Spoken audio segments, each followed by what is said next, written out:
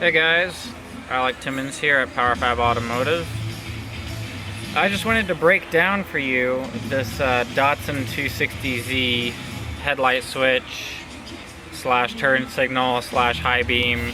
Basically everything you see on the column right here. I just figured it out. It took me about 4 hours. I don't know if it's had a video made about it, but I wanted to simplify it for you guys. So basically, if you wanted to rewire your car a little bit differently, at least I can, at least provide you most of the homework that I've done and make it super simple for you. Basically what I found is I found off parking lights or running lights, and then your normal headlights, which comes over to here, and you have your high beam, low beam switch, and oh, sorry, it's not bolted down, but anyway, up and down is your turn signals.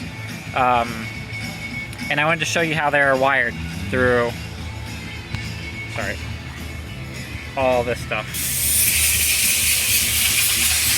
Sorry, we got a lot of stop stuff going on. So basically what's happening is these two sets of wires, this black wire, and then this right here is all for your windshield wipers. And this wire, well actually I guess I should make a side note that normally this system, how I understand, Datsuns like to switch to ground, but now what I'm doing is I'm supplying it with a 12 volt source, and I'm going to be putting out a 12 volt positive signal. These switches are completely isolated from the actual body of the car that I found, so there shouldn't be any issues with that. It's a few of the pins you're not going to be using. I believe it's just basically I'm making its own harness from all this stuff. I wanted to introduce this to you right here. This is called a leash. Leash.com makes it, and the way this one is set up is it basically gets a 12 volt signal positive, turns on a relay, and then puts out the voltage for whatever component you're trying to power. So as you can see, all these are your inputs right here, and those are your outputs. Those all go to lights, headlights, turn signals, and running lights and all that. Those are already wired in. It just needs inputs, but it's going to use a 12 volt positive input. So if you're looking to do something like that, then maybe this can help you. And if you're not even if you're trying to go back to factory and figure out what everything is doing, my simplified version might be able to help you. I've got this crude drawing right here that shows you, right here, there's the turn signal, and that is right here. So basically, these two wires, oh wait, no, sorry, we're looking at this. These wires are your turn signals. Basically what's going to happen is you're going to put in a 12 volt source here, and then right here you can see that there's 6 pins. And right here I found that there's continuity. We're going to call these pin 1, 2, 3, 4, and then 5.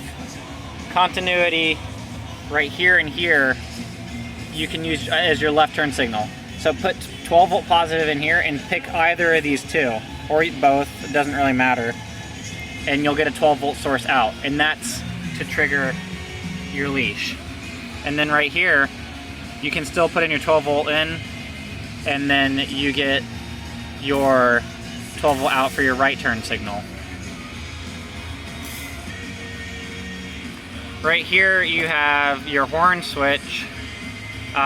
This is going to be tied into your high beam, low beam thing, which is, your plug, and which is this. You have your horn right here, oh sorry. The top right is your horn output, and that one will actually be ground. And since we're on this plug and talking about high beam, low beam, this one is your high beam output, and this is your low beam output. And then this black wire right here is your 12 volt input. And this 12 volt input wire comes from your switch for your headlights. So when you turn on your headlights, it sends the signal to here, and then you get your 2 outputs from here and here. Let's see what else is left. You have your wiper spray button. That's this button right here. When you press it in, you're gonna have your black wire. That's the black wire input, and that's this plug we're gonna be looking at.